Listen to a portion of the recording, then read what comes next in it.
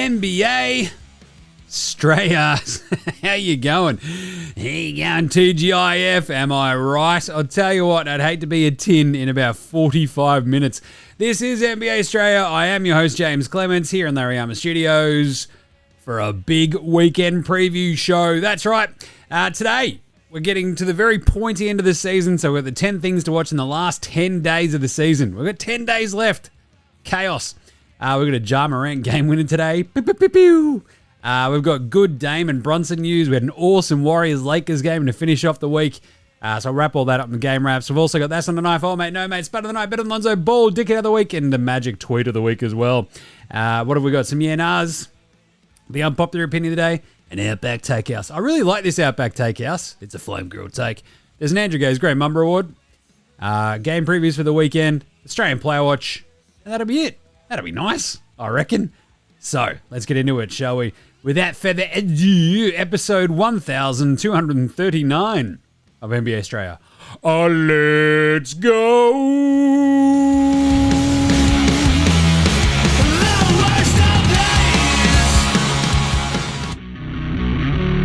This is Josh Giddey. G'day, this is Andrew Gaze. This is Jack White. This is Joe Ingles. This is Dyson Daniels. This is Chris Anstey. This is Matthew Delvedova. This is Shane Hill. Hi, this is Ryan Brockhoff. This is Mitch Creek. This is Nick Kay. You're listening to NBA Australia. And you're listening to NBA Australia. And you're listening to NBA Straya. And you're listening to NBA Straya. You're listening to NBA Australia. And you're listening to NBA Australia. You're listening to NBA Australia. And you're listening to NBA Australia. And you're listening to NBA Australia. And you're listening and watching NBA Straya. This is NBA Australia. Let's do it. Watch out for the shark attack. You better, I guess. I don't know, the Mumbles attack today. Just, who cares? Let's start today's show the way we start every show here at NBA Show with the daily. It's a whip around, is it, Jim? Yes, of course it is. First things first, I jumped on the Basketball Fix podcast yesterday. That was really fun. With my boy Higo talking the Aussies in the NBA. That was a good time, so go check that out. They rule. A lot of NBL gear, if that's your thing. I enjoy talking NBL. I just don't do it enough. You know? Hashtag NBL Straya. Anyway, other news is that my foot's feeling okay. So that's good. Otherwise, Ja Morant, bang, bang, Ja Morant and Buddy Hield both got warnings, and as did their teams. You might remember the finger guns episode from yesterday, which is pretty funny, because then Ja Morant pulled it out again today. He doubled down because, I don't know, he's a moron. So that's pretty funny. He'd already been issued a warning for making the same gesture against Buddy Hield in the Warriors, and hit a three today, and then did it again. So dumb. That dummy's probably going to get suspended or fined a lot of money. Great job. Anyway, other new, and then he hit a game winner. So that was pretty well, I don't know, foreshadowed, I guess. So we'll talk about that in a second. Jalen Brunson, these are the good news. He could be back this weekend. He's been back practicing, which is cool. At least he is sort of practicing, according to Tibbs. He sprained his ankle, back at the start of March, and they've sort of just been pretty conservative with it. The Knicks have gone 8-6 without him in the time since, but he's now been cleared for basketball activities, so he should be back over the weekend, which is pretty cool. They're third place in the Eastern Conference. It basically just gives him a couple of games to get back up to game speed, which is very cool if you're a Knicks fan. Also, I just want to see this Knicks team at full strength in the playoffs, so fingers crossed he's all good. And the other good news that I mentioned at the top was Dame Lillard. Doc was a bit optimistic that they might get him back before the season finishes, which, if you watch the Bucks, is basically like, oh, well, after the first round, that'll be when their season finishes. Oh, God. But Doc did come out and say, you might remember, Dame has missed 8 games so far after being diagnosed with a blood clot issue in his calf. Doc came out and said, we have much more hope today than we did 3 days ago, which is pretty good. He got a great report on his recovery. So Dame didn't travel with the team, because he's got blood clots, deep vein thrombosis. He's not going to jump on a bloody plane. What are we doing here? And that's what Doc said. He's like, yeah, we're not going to aggravate it by flying him just for the sake of it. So that's good. So hopefully Dame comes back because, I don't know, the Bucks won today, which I'll get to in a second, but he's going to come back. They're going to have to readjust. I don't know, but he raises their ceiling quite dramatically It's just that I think that Bucks team is cooked anyway. Speaking of cooked, Tyrese Maxey's done for the season officially, basically with his finger tendon injury. He's been out since the 3rd of March, so it's been over a month. He's been attempting to rehab it, and everyone's like, what are you doing, Tyrese? He's like, I just want to play. And they're like, no, there's like 5 games left. Get out of here. So he's still dealing with discomfort, needs more treatment, so I think that'll be it for Tyrese. Other little bits and bobs. Doc Rivers had the runs today. Giannis outed him with the yes. He needed to go to the toilet like Paul Pierce. God, I love doing Giannis's voice. But he still got credit for the win today over the Sixers in a Doc Bowl. Doc's now coached enough teams where like almost every second game is a Doc Bowl. But they played the Sixers. That was his 1,156 career win, though. He gets the credit for that one, despite going back to the locker room and not coaching, and Darvin Ham doing the, the official job. He goes past Phil Jackson for 7th all time in NBA regular season wins. It's pretty good. Not bad. It was a weird one today, actually, because Nick Nurse got tossed, so it was like 2 assistants coaching the 2 teams. But anyway, other little bits and bobs. Do-up, do-up, bop, do-up. Hurt his knee today. He was carrying a knee injury into today's game for the Blazers and left after 6 minutes. So I'll let you know if there's any other news that pops off about that, but hopefully he's okay. Bit of a weird one because there's been sort of no further info that's been sort of discussed. It was like he was questionable to return with his right knee injury. Then he was out for the rest of the game, and that was kind of it. So that sucks. Anyway, hopefully Do-Up's all right. And then finally, Dyson Daniels. There was a nice little, with all the, I actually talked about this on the Basketball Fix with Higo, about the Dyson Daniels Defensive Player of the Year run, which I'll get to in the 10 things to watch out for in the last 10 days of the season. The awards race, so much of it's based around narrative, right? And so much of it is like Draymond having the loudest fucking voice in the room and screaming about, oh, I've been awesome. It's like, shut up, idiot. Dyson Daniels. So apparently the NBA stats database tracks 10 years worth of deflections. Pretty amazingly, 5,012 players in that time have ever recorded 300 plus. 5,012 players in that database. Only 4 of them have gone past 300 plus deflections. Old Lord Robert Covington, you might remember him. He had 315. That was the most coming into this year. Dyson Daniels has a new record of 419. It's 114 more already than the previous record mark. You can't tell me he's not the Defensive Player of the Year when he's causing that much fucking havoc on the perimeter. It's awesome. Dyson Daniels should win Defensive Player of the Year. Blow it out your ass. Evan Mobley, Draymond, whoever else, Jaren Jackson Jr., whoever else want to name, give me Dyson. Right, that's the news. Before we get into the game wraps, let's do, I promised this one on yesterday's show, the 10 things to watch out for in the last 10 days of this regular season. We've only got 10 days left. It's April 4. We finish up on April 14. So let's do it. From 10 through to 1. Well, it's not actually ranked. We'll just start at 1. The tank race. That's right. Started at the bottom. We still here. Reminder. The odds for the number 1 pick are flat. 14% for the bottom 3 teams, right? Team 4 has a 12.5% chance. Team 5, 10.5%. Team 6, 9%. And as it stands, those are your bottom 6, like the really bad teams in the NBA, right? You've got a really bad bottom 3. Then you got sort of a next 3 that sort of are all jostling as well. They're all jostling through like the bottom seeds, the 1, 2, 3, 4, 5, 6. So as it stands at the moment, the Utah Jazz, I believe, are the bottom team with 16 wins, whereas the Wizards have 17 wins. And then you have the Charlotte Hornets with 19 wins. 3 absolutely horrendous teams.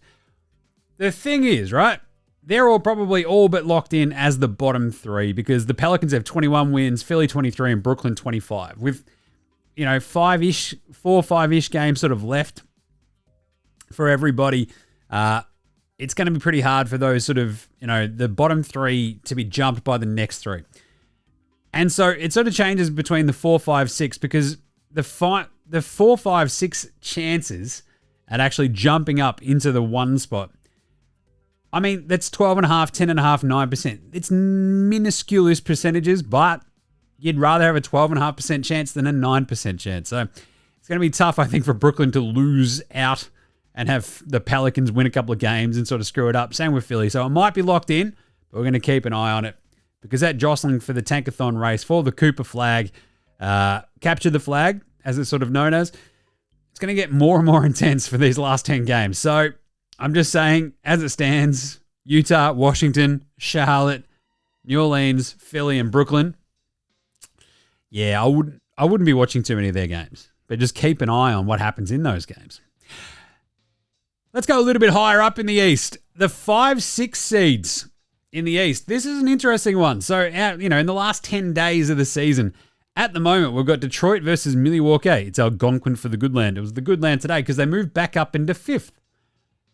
They are equal with 0.553 percentage with the Detroit Basketball Pistons, but have them jumped, I believe, via conference record by 1. So, it's an interesting setup. They're currently tied 42-34. It's actually pretty impressive. Like, who can sort of jump the 5-6? Because once you jump into the 5 spot, you're playing, obviously, the 4 seed in the first round of the playoffs, which puts you in a different part of the bracket than the 6 spot. Because the 6 spot will play, obviously, the 3 seed, which is probably the Knicks. Detroit would probably look at this and go, you know what? We actually feel okay about that. Or maybe they feel like they're okay against the Pacers and we get an awesome Malice at the Palace rematch of a playoff series, which is what I'm after. I'd love to see Giannis versus the Knicks and Pacers Pistons, but who knows what's going to happen. So I have to keep an eye on that one because, once you get into that next series as well and you're in that part of the bracket, suddenly if you're in the 4-5 spot, if you're the Pistons or the Bucks and you feel like you can beat the Pacers, maybe in the second round you're facing the Cavs. That's right, because Cleveland probably win through against the horrible 8 seed that we're going to have. Whereas like the 6 seed probably gets matched up against the winner of, probably it's going to be like, Boston or something. Who knows what's going to happen there? It's going to be chaos. So off you go. The East 5-6 seed is really, really interesting battle. Let's move a little bit further down for number 3 of the 10 things to keep an eye on in the last 10 days of the season. The East 7 through 10 seed, because they are separated by a total of 3 games. You've got Orlando at 38-40, the Hawks at 36-40 with a couple of games in hand, the Miami Heat at 35-42 after today's loss to the Grizzlies, and 34-42 are the Chicago Bulls, only a half game back there, right? So, amazingly, all 4 of these teams play Washington or Utah down the stretch, which feels like a gimme win. But Miami, Chicago, and Atlanta have slightly easier, have some of the easiest schedules remaining in the NBA. Orlando's is slightly tougher. But amazingly, this 7 through 10 spot could actually come all the way down to the final day of the NBA season, where you have Atlanta versus Orlando. That's currently the 7-8 seeds who are tied on 40 losses. That could be absolutely gnarly. Sign me up, he says. I think on the same day, Miami plays Washington. Sure. And Chicago plays Philly. That's pretty brutal. Number 4, the battle for 5 through 8 in the West. Similar vibes. Today, they were separated by a half game. But the Warriors end up obviously getting a bit of a win, which we'll talk about in a second, which gave them a hint of a buffer. You've got Golden State, Memphis, because they also got a win, which is, this is just how tight it is. Memphis went into today as the 8th seed. They leave today as the 6th seed. That was a single win because the Wolves, they went out and just smoked Brooklyn, but they lose the tiebreaker against Memphis. So then you've got Minnesota in 7 and you've got the Clippers in 8. An amazingly awesome aspect of this and why we should be watching it pretty closely is obviously Minnesota has the easiest remaining schedule out of this. They've got a double win against the Grizzlies down the track. They finish with Brooklyn and Utah. Oof. The Clippers, that's a bit of a middling easy schedule as well. They have a double win game against the Golden State Warriors as well, which is interesting. They also play Houston, Sacramento, San Antonio, and they've got 2 games against Dallas. But they do finish on the road, the Clippers, against Sacramento and Golden State. So I think the Clippers are a dangerous floater. If I'm them, I obviously desperately want to jump into the 6th spot, but they probably like their chances against kind of anybody. So Golden State have Houston, Denver, the Clippers, and they played the Lakers today, obviously, so that's why they jumped in. Well, that's why they stuck up there in number 5. The Grizzlies got a kind of tough schedule. They've got Minnesota, Denver, Detroit, Miami, and Dallas. So the craziest part is it could probably all come down to the final game of the season between the Clippers and the Golden State Warriors. But 5 through 8, seriously, it's separated by like 1 game, which is nuts. And if you want to get even crazier with the Lakers, like 4 through 8 is essentially separated by 2 games. So if the Lakers drop another one, who knows what could happen. It's probably, I don't know.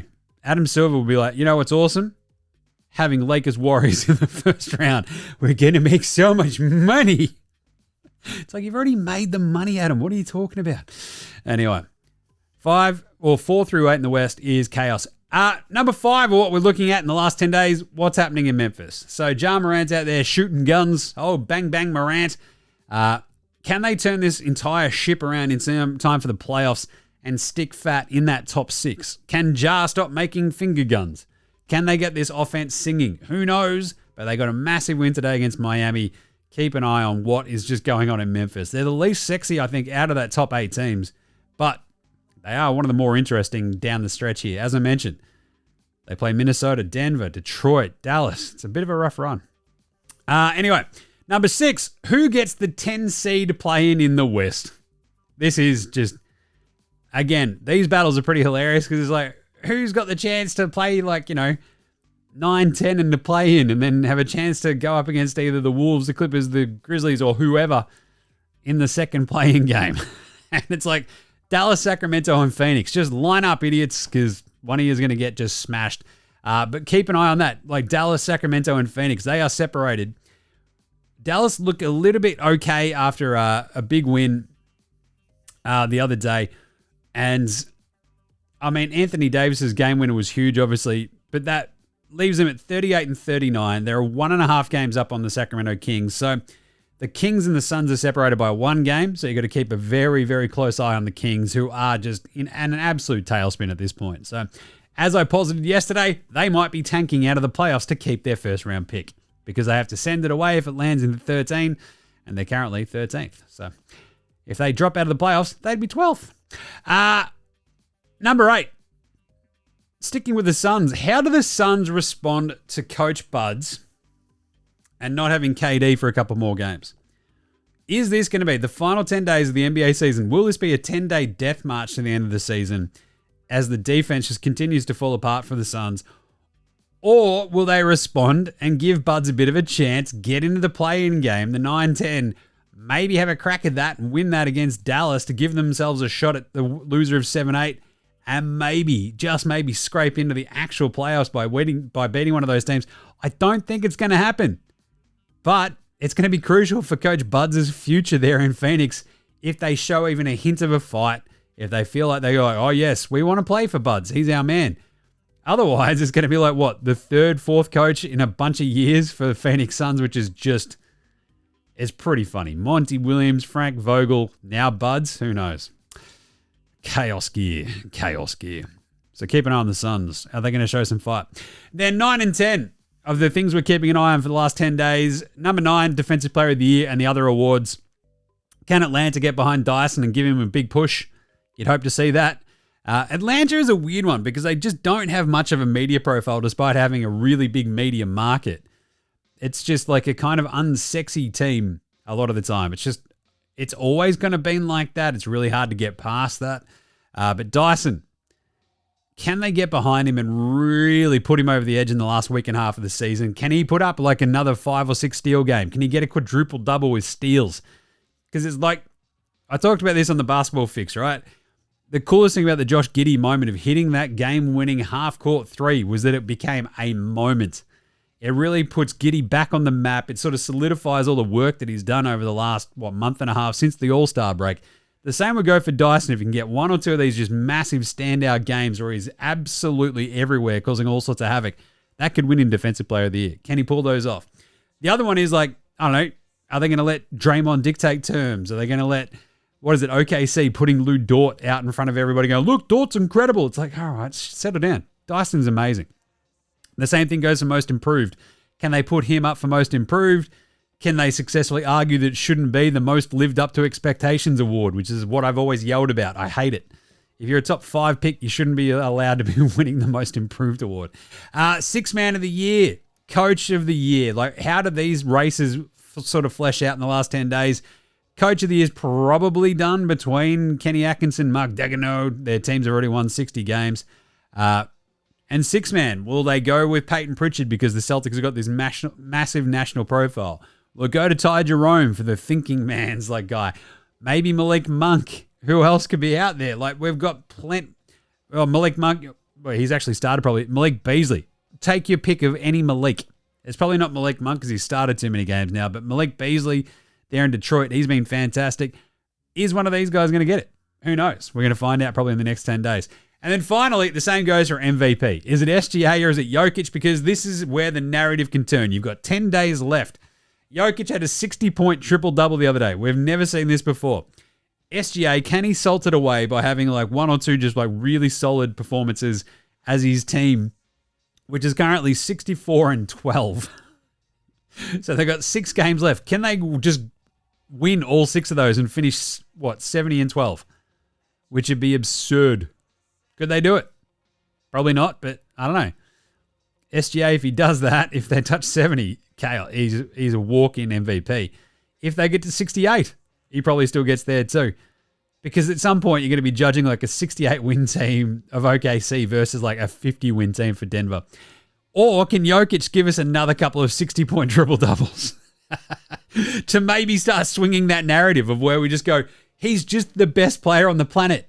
We can't not give him MVP. So keep an eye on those 10 things for the last 10 days of the season. It's going to be awesome. Right, quick break, and then game wraps and all the daily awards. Right after, let's say, Delhi. This is Matthew Delvedova, and you're listening to NBA Australia.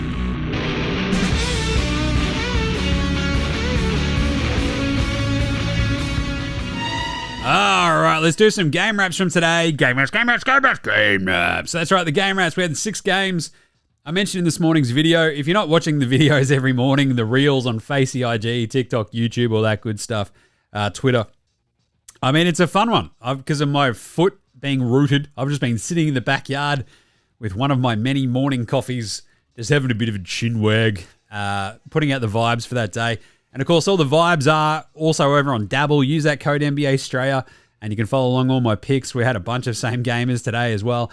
I think we went 4 of 6 on today's picks, which is obviously great return when you're going against the line. So I mentioned in that video, though, two games today actually really mattered, right? Memphis and Miami, Golden State Lakers. Minnesota had to win that game against Brooklyn, and they did pretty handily. But anyway, Orlando. I sort of went back and forth on yesterday's show. They win at 109-97. Washington kind of pushed him there for a little bit here, but Paolo Banchero was fantastic. He's been unreal since the All-Star break. So it was a good showing from him. He ends up with 33, 18, and 8. But, and we'll talk about him later, the Wizards' young dudes, there's at least something there. Like, you got to feel okay as you watch Bub Carrington, Alexander Sarr, and co. If you're a Wizards fan, all 8 of them. Anyway, it's a good win for Orlando. They just had to make sure they won, and they did. Milwaukee just did the damn thing against Philly. Giannis had one of the all-time just insane stat lines, which we are going to talk about in a second. 126, 113. They salted it away against the Sixers G League team. Memphis, 110. Miami, 108. What a game! This was awesome. Bam, bam! Adebayo had the awesome game-saving block, and then it didn't matter because Ja Morant hits the step-back game winner, bounces it, gives him the old 1-2-3 Kawhi treatment of the ball bouncing around the rim, bouncing up the backboard, hitting like all parts of the rim, bouncing like 87 times and then dropping through. Game winner. Absolutely absurd gear. Like, he was so good in the second half. We'll talk about him again in a second. But Tyler, there goes my hero. Had 35, 9, and 4. Hit 4 of 7 from 3. He was fantastic. He had a 19-point third quarter to get Miami right back in control of this game, and Memphis just took them down to the wire. Ja was incredible, and they just, like, it was incredible how they sort of played them to a standstill in that third quarter, despite Hero going off, and they just had enough to get over them at the end from Ja Morant, who was just spectacular. Great win for Memphis. As I mentioned, it jumped them up from 8th to 6th in the standings, which is just insane. So, Portland did the damn thing up in Toronto. I obviously went back and forth on this one too. Ended up landing on the Portland at the line, 112, 103. And the reason is the Raptors are just like, what's that? A second quarter, a second half. Yeah, look, we're just going to play a bunch of our kids, man. It's like, here's like 18 minutes of AJ Lawson and 28 minutes of Mogbo, and Jamison Battle plays 24 minutes. And we're going to play like basically 10 dudes, 20-odd minutes each. And even at home with that awesome-looking Raptors court, oh, God, it was good. The purple unis, I love that court. It is so nice. Yeah, Portland were just too good. Denny Avdija is incredible. Shaedon Sharp just dropped, 20-plus in the first half. 26, 15, and 6 for Denny in the end. He has had an absolutely incredible year, to the point where if the Blazers had won a few more games and like had a little bit more of a profile, talk about most improved, he'd be right there. As mentioned, Duop got a little bit injured as well, so fingers crossed he's okay. Minnesota took over Brooklyn in the end, 105-90, I want to say that was. Yeah, 105-90. D'Lo was horrible. Brooklyn just tanked that one. Good stuff. And then finally, Golden State Lakers. What a game this was. 123. The Warriors beat the Lakers in LA because Luka couldn't hit a shot. What do you mean, John? John. What do you mean, Job? It was a shit job. What do you mean, Jim? Well, he was horrible. This is horrible. There's no other way to put it. He had 19 points on 6 of 17 shooting, 0 of 6 from downtown. He had the 7 assists, only the 1 turnover. LeBron was incredible with 33-9, knocking in threes. There was just an incredible moment down the stretch here where you've got Kevin Harlan just screaming, good! Good! As everybody went back and forth hitting threes because Austin Reeves was off his fucking head. He had 31. He went 9 of 16 from downtown, did Austin Reeves. Matched up like the absolute Spider-Man meme of Austin Reeves and Brandon Podemski. Podemski ends up with 28, 8, and 6. He hit 8 of 10 from downtown. It was absurd. And Steph chucked in a lazy 37. He went 4 of 11 from deep. Jimmy Butler didn't have to do too much. He also looked like he hurt his left arm. Draymond had a weird game. He had 5 turnovers. Had some absolute Barry Crocker shockers. But Kuminga, it was like also questionable going into this game. He finished with the 18, 9, and 4. Looked like fantastic at times. Like, do more of this. Moses Moody killed Reeves at one point. He had 13. Awesome game. And I'm like, can we, as long as we get a playoff series of this, I don't care if it's the first round, the second round, doghouse, outhouse, just fucking give me Lakers Warriors in the playoffs. It was gnarly. Great win for the Warriors. All right, let's do an NBA Australia performance of the night. That's not a knife. That's a knife. Giannis Antetokounmpo! Not only for throwing Doc Rivers under the bus for having the runs, but also he put up 35 points, 20 assists, and 17 rebounds, becoming the first player ever in NBA history to do that. That's insane. He's the first player ever to have 35 plus, 15 plus rebounds, and 20 plus assists. Absolutely absurd. If we're going to go with the LeBron James scale, I guess that's 350 points, 160 assists, 140 rebounds as well in the 1970s. So yeah, that would have been a pretty good game. 35, 17, and 20 is fucking absurd. Absolutely absurd. And like this is like, I was talking about this earlier in the season. The SGA Jokic discussion was like, what about Giannis? He's absolutely fantastic. He had a little bit of a dip there in the middle of the season and sort of just completely fell out of the equation for MVP. And the Bucks just haven't been good enough. And he keeps doing these sorts of like games here and there, but it almost like exists in a vacuum over here of like, yes, you're the third best player in the NBA. And you'll have idiots like, oh, what about Tatum? What about LeBron? They should be top 5. Mobley. What about Mitchell? And you're like, shut up. Giannis is fucking incredible. What an absurd game it was. 35, 17, and 20. Piss off. Just what are we doing? I mean, just, I don't know how much more of this I can take. I don't know how much more of this I can take. Ja Morant hits the game winner as well. He gets the honorable mention. 27 in the second half. He had a horrible first half. He only had 3 points. Finishes with 35 and 3, goes 11 and 22 from the floor, hits the game winner over Khalil Ware.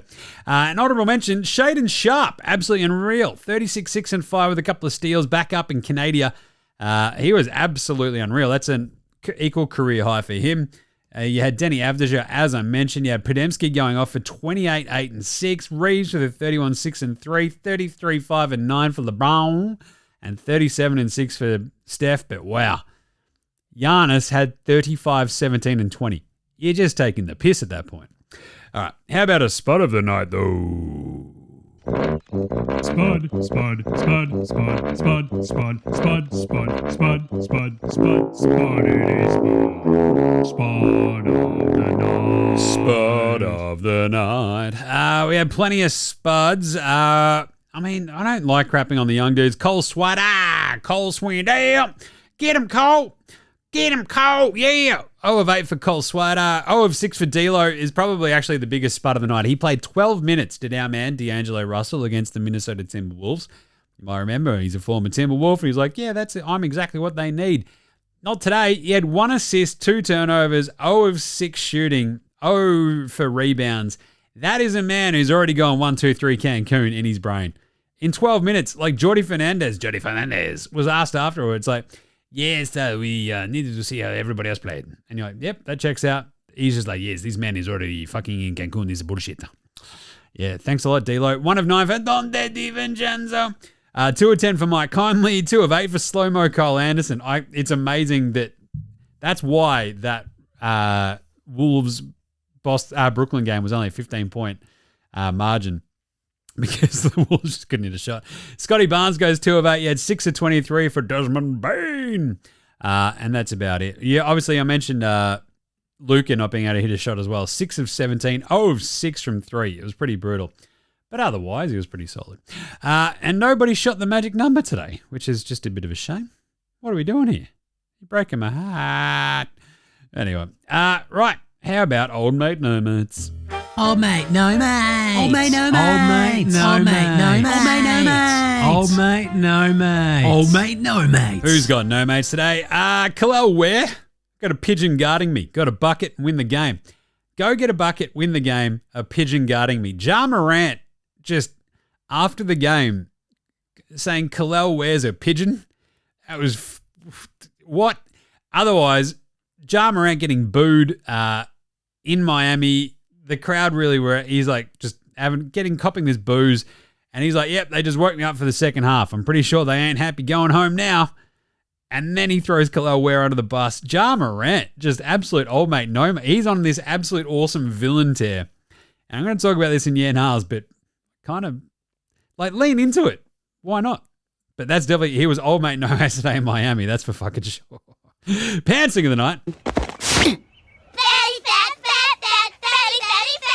Oh, I tell ya, our man, Moses Moody's,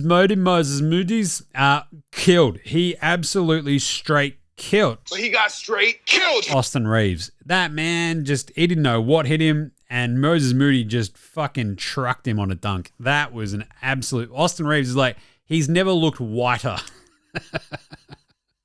than when Moses Moody fucked him up.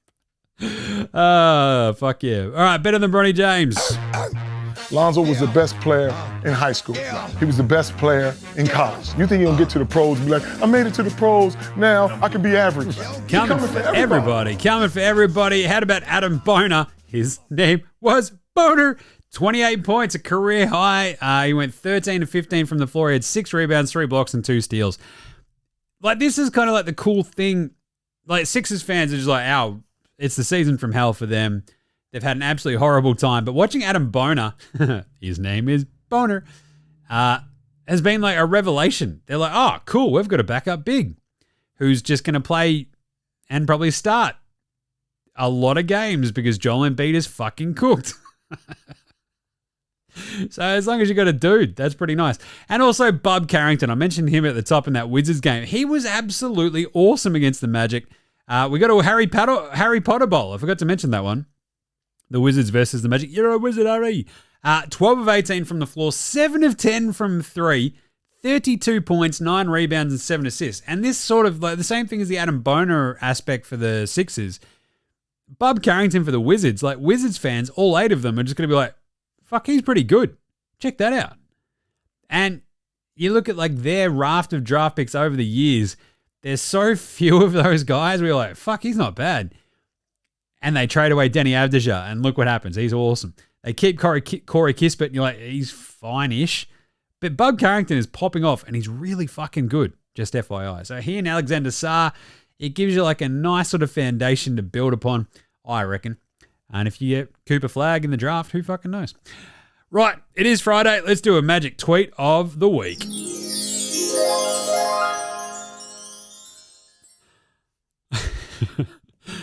I'm so excited to watch LeBron versus Steph tomorrow when the Warriors take on my Lakers in a must-win game for both teams with seeding implications on the line. Thanks, Magic.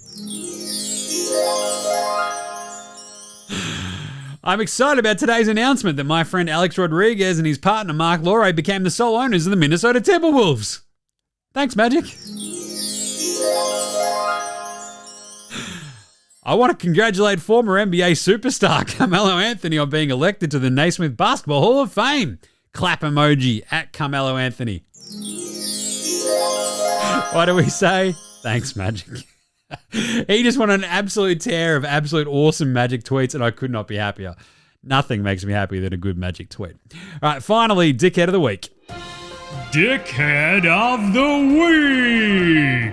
I mean, the Draymond Green award for Dickhead of the Week is always Draymond Green's until someone takes it from him. And we've got a couple of good ones this week. Marcus Morris today was like, I look at Nikola Jokic's resume right now, and that's not a top 20 player of all time to me. If he retired right now, he wouldn't be top 20 players all time. Is that right, Marcus Morris? Whose brother got completely fucking trucked and put out of absolute operation for months on end by one Nikola Jokic, was it? Ah, that's right. He fucked around and he found out, didn't he? You dipshit. Your twin brother got fucking straight killed. He got straight killed by Jokic, and suddenly, I don't think Jokic is a fucking top 20 player. Really, Marcus Morris? Is that how you feel about Nikola Jokic? Fuck off. To give these dipshits a fucking platform, you got to be taking the piss. But the other dickhead of the week is probably going to be Anthony Edwards. So I don't know if you saw it's been floating around. He's got one kid who was born in March 2023. He's got another kid born in September 2023. He's got another kid born in October 2023 and another kid born in October 24. To 4 different women, obviously. He's 23. And there were conflicting reports about how he had told a judge, can I please pay 216 months of child support up front? So that is a man who does not want anything to do with his own fucking child. Anthony Edwards is a fucking giant fucking dumb piece of shit. At some point, you'd think he'd learn, pull out, dickhead.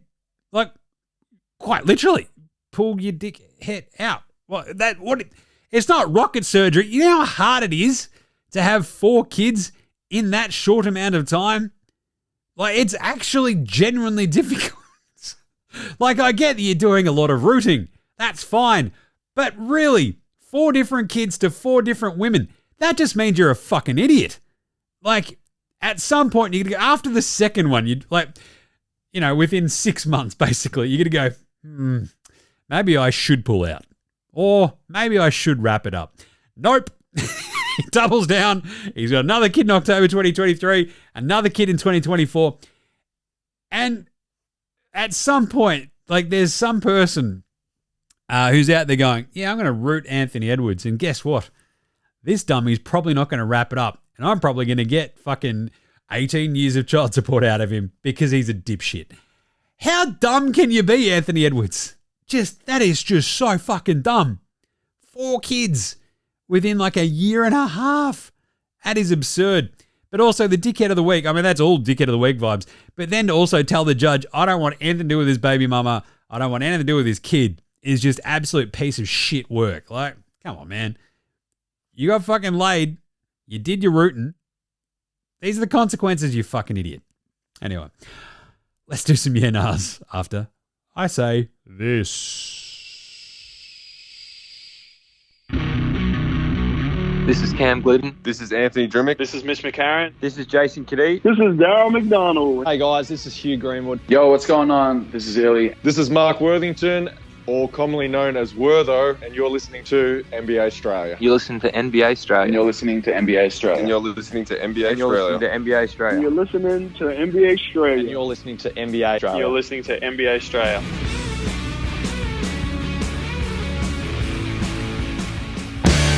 All right, let's do some yeah nahs very quickly. Is Ja an idiot with the old finger guns and doubling down? Yeah, nah. Well, yeah. Is he also a really fucking funny idiot? Maybe, yeah. I think I tweeted out, he's either the dumbest or the funniest player in the NBA. And he might be both. Like, the day after the game after a warning about doing finger guns going bang, bang, bang, he does it again. Like, that's Anthony Edwards level of fucking stupid, but I don't know, on a slightly different wavelength. Nate Sanderson wrote in, he's like, yeah, nah. To keep Ja Morant in the league, we might need to change the name of throwing the ball towards the hoop, something other than shooting. God damn, I hate how stupid Americans are. I think we're halfway to calling it the Kobe. Anyway, unfortunately, no one Kobe'd 311 today for me to use an example, but Giannis, for instance, Kobe'd 10 of 11 from the free throw line. Who saw that coming? Yeah, nah, I fucking love this. Calling it something other than shooting so Ja Morant doesn't get a boner for shooting and go, I'm going to shoot guns as well. It's shooting, man. Shooters shoot.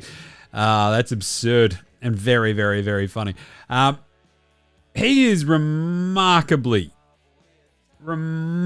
tone deaf. As I said on, the other day, it's like, you're 25. Like, you're not a fucking kid. Like, at 25, you've got at least a sense of self. You've been self-actualized for a really long time. And if your self-actualization is that you're a fuckhead, like, you're Ja Morant. But I'm kind of loving it. Like, as I said earlier, if you're going to go down this path, fucking lean into it and just be like, fuck you, Adam Silver. Brap, brap, brap, brap. I would applaud the shit out of that. That's funny as hell. And yeah, we should change it from shooting to Kobeing. But at the same time, there's a lady in Colorado who'd be like, can we not do that, please? Anyway, moving on. Should we keep an eye on the Mavs now that they're getting a bit healthy, Jim? Yeah, nah. Nah. If they had Kyrie still, if he hadn't have hurt his ACL and had to undergo some surgery and be out for a very long time, maybe. But that's probably still one of the most objectively absurd things about the Luka trade. Oh, we traded for Anthony Davis and Max Christie. You traded Luka Doncic for Anthony Davis and Max Christie, and it didn't raise your ceiling, right? You can't trade Luka Doncic and not actually genuinely raise your ceiling that season. This team made the fucking finals last year, and they had zero hope of making it back to the finals this year. So Nico Harrison has objectively completely fucked this team. Even with Kyrie, like, you look at this and go, oh, defense wins championship. Yeah, you've just made it like a redundant trade where, oh, we've got one ball handler now and Spencer Dinwiddie. And now we've got Anthony Davis next to Derek Lively and Dan Gafford, and okay. Like, if Davis is healthy, if they do manage to win that initial play-in game, the 9-10 spot, do we give them any hope against, like, whoever loses out of the 7-8, which at the moment is Clippers or Wolves? Probably not. But it's likely to be the Grizzlies. If they get through versus the Grizzlies, maybe. But by the same token, I still just, as I said, I just don't think the ceiling is there. Like, they lost by 11 to Memphis a couple of weeks ago. Like, they're just, yeah.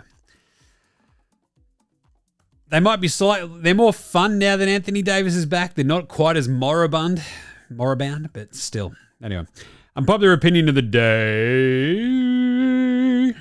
Now look at me, please. Look at me. Look at me. Look at me. Look at me. Look at me. Look at me. Can we fucking stop it with these former players like Marcus Morris and fucking Tristan Thompson? Just like, if a Hall of Famer came up to me and said, I think Stephen A. Smith was speaking to an older player as well. Steph Curry wouldn't have averaged more than 17 points a game. In our era, we would have heard him. Oh, yes, yes. they would have taken a 4x2 onto the fucking court and hit him over the back of the head. Oh, his ankle problems. Yeah, we would have fucked him up. Yeah. Just like you fucked up anybody, I guess. I hate this, like, we were different. We were a different breed back then. It was just tougher. It was harder. It's like, yeah. Oh, hand checking. He's like one of the most seriously fucking skilled players in the history of the game. If you don't think Steph wouldn't have gone back in time and fucking just as good as he is now, you're taking the piss and you're a fucking idiot. And I'm sick of like people giving like platforms to former players. Even Stephen A, he's the one who said this. I was talking to a Hall of Fame player. He said to me, Steph would not have averaged more than 17 points a game. In our era, we would have hurt him. Oh, really? You're telling me a former NBA player was big noting their own era over current day's era? No fucking shit. Let's not give that shit fucking platforms. Come on. All right, finally, a bit of Outback Takehouse. It's Friday at Outback, and you know what that means? Oh yeah, TGIF Foster's oil drum cans. 4 for 1, and they're only at Outback. That's right, it's Australian for beer apparently. But now that it's back, it's actually not too bad, so get your lips around one. The oil drum can, it's as big as your fucking head, and it's only at Outback. And today's Flame Grill take is, just to show you how fucked Adam Silver has made this NBA, it is still absolutely absurd that the G League is not an actual minor league system for the NBA. Like, two-way players? What the fuck are we doing here? Just have every team and let them have the ability to have all the ability in the world to call up whoever is on your G League affiliate. There's a bunch of players right there, and they're like, no, you can only have two-way players. You can only have this amount of players on your roster active. And it's like, dude, we've got like 10 injured dudes. What are we doing? It's bonkers that we've spent this time this season going, no, Dallas and Philly, etc. You've run out of players. You've got to suit up like an injured player. Just make your G League an actual fucking minor league team that you can just call up a player, pay him the pro-rated fucking veteran minimum for that game or however many games you need him, and then he goes back down to the G League. How is this not fucking happening? Yeah, it counts against the salary. If you go over sucked in, like, have this built in. It's like, well, if you go over with, replacement players, this is the penalty. Rather than like, oh, you've gone over the apron because you've signed these guys. But if it's like as part of an injury hardship that we've got to apply for, boom. It's a G League injury hardship contract. He comes up for 1 game, 2 games, whatever. It's fucking stupid that the NBA doesn't do this already. It makes zero fucking sense in my brain. You've got two-way players, and then like whoever veterans who come in on 10. What the fuck are we doing? If you want the success of the G League to be a real legitimate fucking thing, turn it into a proper minor league system. That's why you're all affiliated. Just make it fucking happen. Related news, Taron Armstrong was with the Warriors today. That was pretty fun. He didn't have a seat on the bench. He was sitting on the ground, but he was still there. All right, quick break. Australian Player Watch right after Hammer. This is Shane Heal, and you're listening to NBA Australia.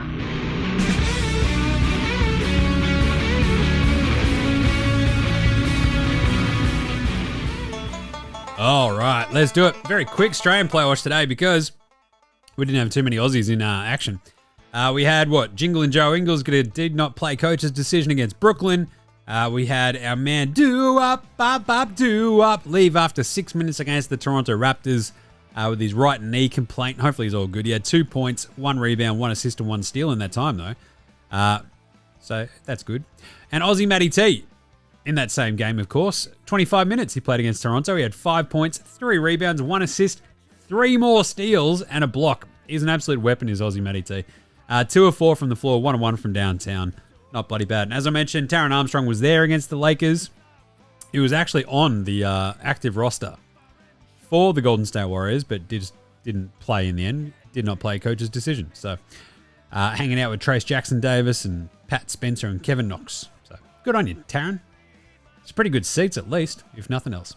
All right, let's do a quick Andrew Gaze Grey Mamba Award for outstanding achievement in the field of excellence, just because, hell yeah. It's the first Andrew Gaze Grey Mamba.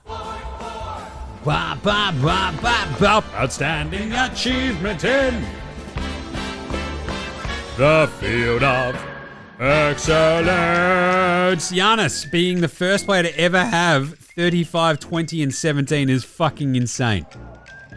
Seriously, no one would ever have a 35 point, 20 assist, 15 plus rebound triple-double until Giannis today.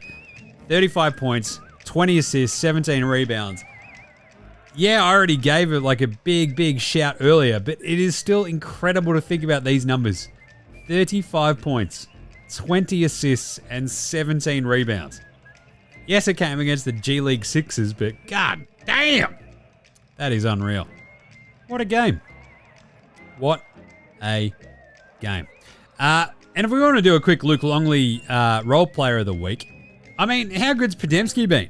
28, 8, and 6 today, 8 of 10 from the floor, from downtown rather. He's been really good. Just every so often, he had 27, 6, and 5 against the Spurs last week. He had 14, 19, 17 points. He's just been super solid for this Warriors team. So, not bad. Good size. All right, how about a bit of a Patty Mills Game Day Baller Game Day Twitter check-in? Let's do it. What's Patty been up to? I think we had a Patty story pop off. There we go. One new story. Here we go. Could you pull off the Red Party Sunnies? There you go. It's him at the old mate's pub wearing the Red Party Sunnies, and then it smashes to like everybody else wearing them, which was very cool. But the story I was talking about was 16 years in, still appreciate these moments. He's out there playing the Knicks, getting in there at MSG, and having a bit of a run round. Oh, that's nice, isn't it? Yeah, it is, Jim. All right. Right, let's do some game previews for the weekend. Game previews. Thanks, Inadvertent Bane. Not a problem, Jim. How's it all going? Not bad. Going to see Dan Kelly tonight. Shot kickers. Go out for a bit of dinner with old mate. That'll be nice. Got a babysitter for the squids. Good weekend incoming. Fingers crossed. Right. Remember, all the picks are over at Dabble. Make sure that you smash the link in the show description or on the socials, the Facey and IG stories, or under the post where we put up the video on Twitter. Use the code NBA Australia when you get to Dabble. Chuck us a follow. Copy the bets. Copy the picks. Go nuts. Use that code NBA Australia though. Make sure they know we sent you, and away we go. Doing pretty well. I mean, we're over 61% now for the season, so we're doing something right. Tomorrow, we have Sacramento at Charlotte. And remember what I said at the top of this show when we did the 10 things to keep an eye on. The teams at the very, very bottom, there is absolutely zero compunction for them to win right now. They're shutting players down. Washington's the only one where you're kind of like, ooh, every so often they do put up a bit of a fight. And that's sort of why I talked out that Orlando-Washington game yesterday. Ended up going with Orlando. And they kind of just didn't cover, I think, in the end. Let's have a look. It was very, very close, I think. What was it? It was... 13.5 point line. They won by 12. So, like, it's that sort of stuff. And the same thing happened with Brooklyn versus Minnesota. Where it was like a 13.5 point line. They lose by what? 13.5 point line. We took Brooklyn in that. Minnesota hold on to win by 15. But it was because Brooklyn missed 2 threes at the very end of the game. So, yeah. We're going to tread carefully with some of these bad teams. Sacramento, though... They desperately need a get-right win, and I think it's going to come against Charlotte because the Hornets are just playing nobody. We're going to go the Kings minus 10.5. That's a hold-your-nose pick. Same thing goes for, well, not so much actually this one. Utah at Indy. Indy have the ability to absolutely put one on teams. We saw them do it the other day, running up like 162 points, just stuff like that. Indy can do that in a heartbeat. I think they do that against Utah. A 15.5 point line does not worry me if it's Indy against one of these bad teams. Sacramento, however... They'll probably use this like Sacramento. They find a way to really kang stuff. They lost to the Wizards outright the other day, remember? So I think the Kings still just put one on Charlotte. I think Indy absolutely smash Utah. Then we have Phoenix-Boston, which is an awesome game if Kevin Durant was playing, but he's not. The Celtics are 14.5 point favorites at home. It is a lot, but I think Tatum needs a big get-right game as well, and I think I'm going to go the Celtics minus 14.5 against Phoenix. Just because they give you absolutely nothing on defense. They surrender so many points in Boston. If they get on a roll, suddenly it's Pritchard, Derek White, everybody's hitting threes and the game blows out and Phoenix have been killed by 20. Detroit, Toronto. It's a Dwayne Casey Bowl. I love a good Dwayne Casey Bowl. Toronto won a back-to-back. They're 11.5-point underdogs at home. And we saw exactly how this sort of plays out today, didn't we? Against Portland, where they sort of go, oh, everybody's going to get a chance to play. And you're like, that's not good. Detroit, they've upgraded Kay Cunningham to questionable. I think maybe from doubtful to questionable. 11.5 might feel like a little bit too much. But Detroit is still out there trying really, really hard. I think they smashed Toronto. So we'll go Detroit in Toronto minus 11.5. Portland, Chicago. Chicago, you might go, well, they're also fighting, Jim. And Portland came off a back-to-back. I'm going to take Portland plus 6.5 because they just fight and fight and fight and fight and fight. Shaden Sharp, Denny Avdija, they don't care. If they name any of their players out, I might go with Chicago, but if the Blazers are sort of going with their normal lineup, we're going to go Portland. OKC Houston, that is a ripper. That is currently the top 2 teams in the West. How good is this game? Houston at home, I'm going to take them plus 6.5. I think they can actually get this one right down to the wire against OKC because I feel like OKC might have a couple of these blips in this last 10 days where the eye just comes off the ball a little bit, especially on the road. Houston, that defense up against OKC's defense should be an absolute rock fight. And I think Houston keep that within the 6.5. OKC still might win it, but we'll take Houston with the points. Cleveland. Go to San Antonio. The Spurs play teams pretty tough, but Cleveland, I think, are out there for blood as well. So we'll go the Cavs minus 14.5. Denver, Golden State. The Warriors on a back-to-back. I think the Nuggets get them here. The size of Jokic, Gordon. They gave everybody a bit of a day off the other day. I think the Nuggets probably win this one. So let's go Denver minus 2.5 in Golden State. The Warriors just playing a game on the road in LA today on a back-to-back. It's a bit of a tough one. New Orleans go to the Lakers.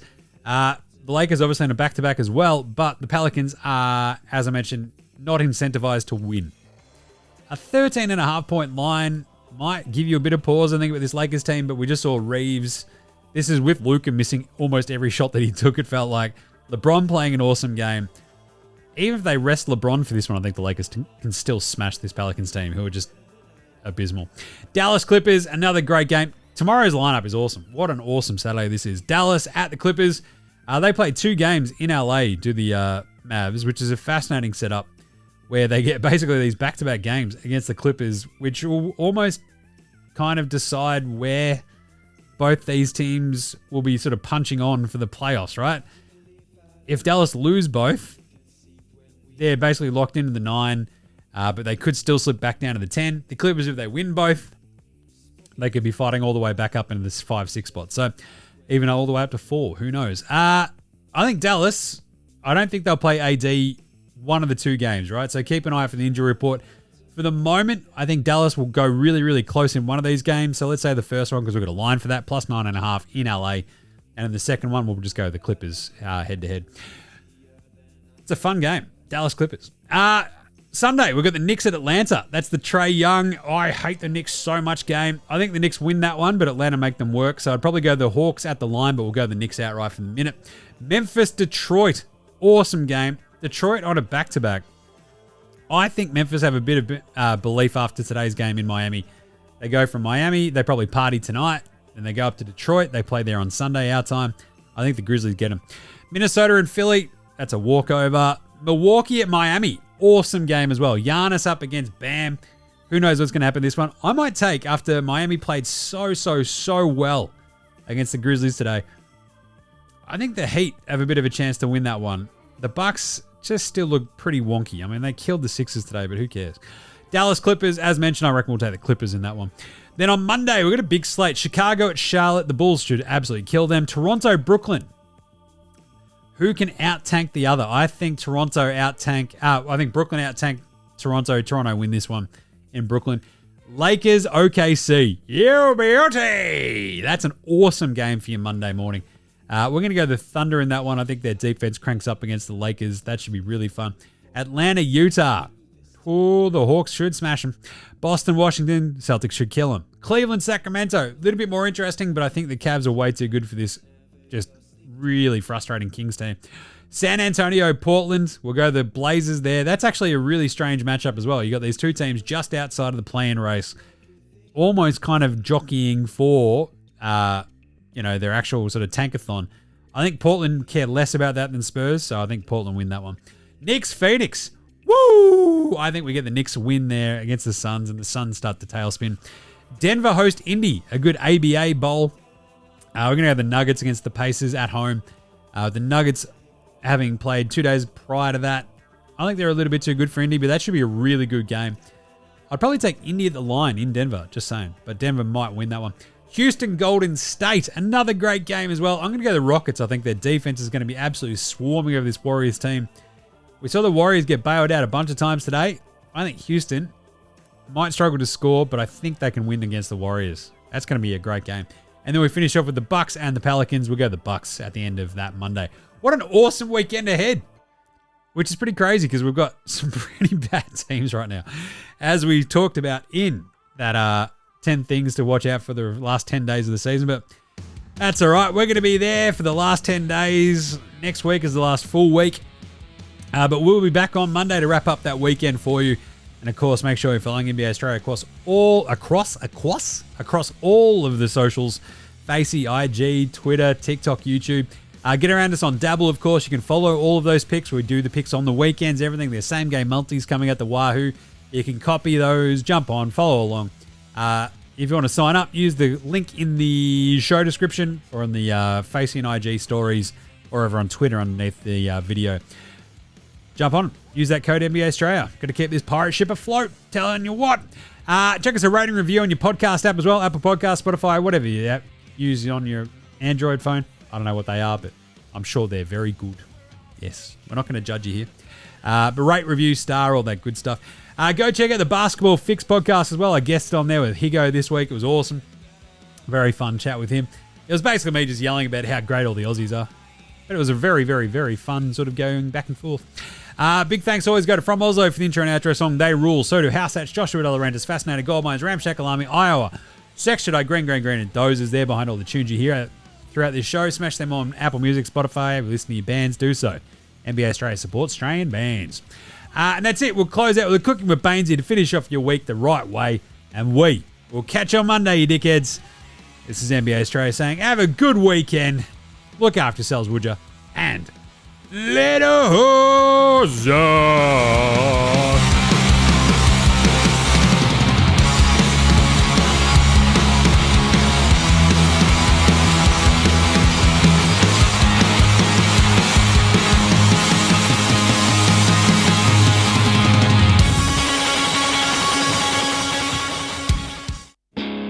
G'day legends, your mate Jim from NBA Straya here. That's right, I'm doing a thing at the end of the show.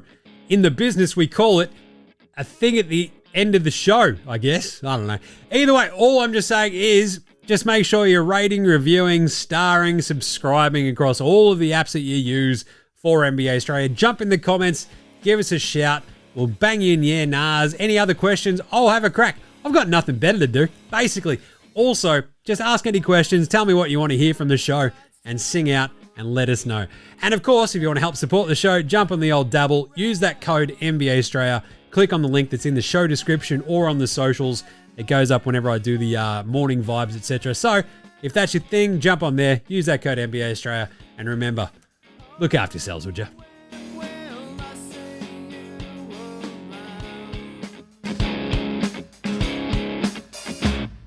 Cooking with Bainesy is filmed in front of a live, socially distanced audience. And now it's time for Cooking with Bainesy, with your host, Aaron Bangers Baines.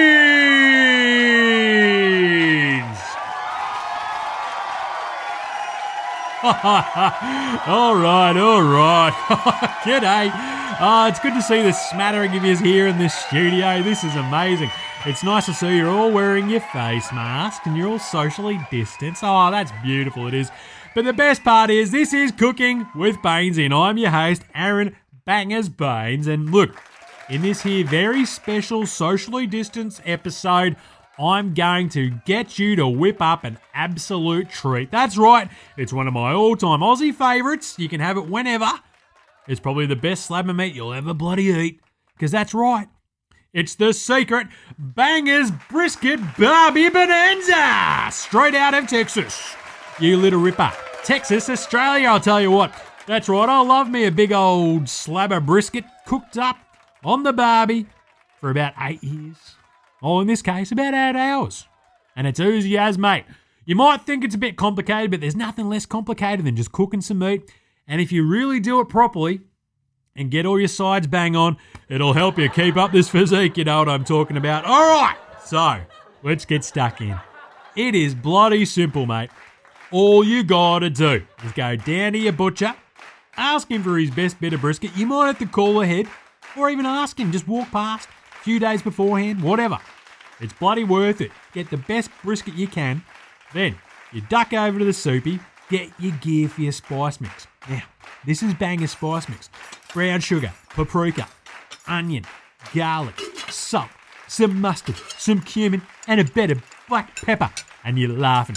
Get some gear for your sauce. You need some vinegar, some ketchup, or as I call it, tomato sauce, Worcestershire sauce, garlic, and some of those spices. Just toss them in. Go fucking mad. Now, get some sides. Load up with your sides at the soupy. Some green beans, some mac and cheese, a thing of coleslaw, plenty of potatoes to get more whipped than my mate Simo when he was with that Kardashian. There you go. Now, fire up your barbie. Get her up to a nice even 120. Look, you can use charcoal, you can use gas. It doesn't bloody matter. If you're using charcoal, throw in some tasty, wood chips in there for some smoky flavour if you want. I personally don't give a fuck, mate. You can just chuck it on the grill. Just gas, doesn't matter, mate. Just, now, mix your spices together. Mix them all up. There you go. Now rub them in all over your brisket. Now, some people like to cut the fat back. You can just leave it on. Doesn't matter. Just rub it all in nice and even like you're massaging my big mate Bogey's hammy after a big game. Oh, he gets you to do it and it's fucking gross. I'll tell you what. But anyway, let her sit there for a bit if you want after you've rubbed that all in. Nice looking, tasty, big slab of meat. Leave it, half an hour to an hour, whatever. She's right. Then bang her on. Just bang her on the barbie. Close the lid, bit of foil underneath it, and away you go. Let that bastard cook for 8 to 10 hours. Simple. I mean, in the meantime, just keep an eye on the temperature. Crack a slab. Check the internal temperature of the meat every so often. You want it around 75 degrees once she's cooked. Neck a bunch of tins. Watch some footy. Then with about an hour until she's good, get to work on your sides. Whip your potatoes. Cook your greens, your mac and cheese. Dump your coleslaw out. Put it all on some nice little plates so it all looks nice and neat. It'll look special as. Rip the brisket out. Sit there for an hour. Bang. Bob's your bloody uncle. Look at this. I'm just slicing open. Look at that bloody brisket. That is bloody mouth-watering, that is. Mate, you can put it on sliders or you can just eat it raw dog. It doesn't matter. I'm going to slice this up, put it on a plate. Bob's your bloody Barbie-loving uncle. It is awesome. My friends, this is an absolute bloody ripper of a bangers brisket Barbie bonanza. It is delicious and it'll dead set impress all your mates and all the Sheilas. Don't you worry about that. All right, so just getting stuck in. This is bloody delicious. Do it at home yourselves. You'll have heaps left over to take to work for lunch, whatever, mate. You will love it. Just look how bloody... Look, I've cooked enough for all of you, so you're going to love it. There you go. All right, tune in next week to NBA Straya for a new recipe, and we will see you then on the next episode of Cooking with Bainesy.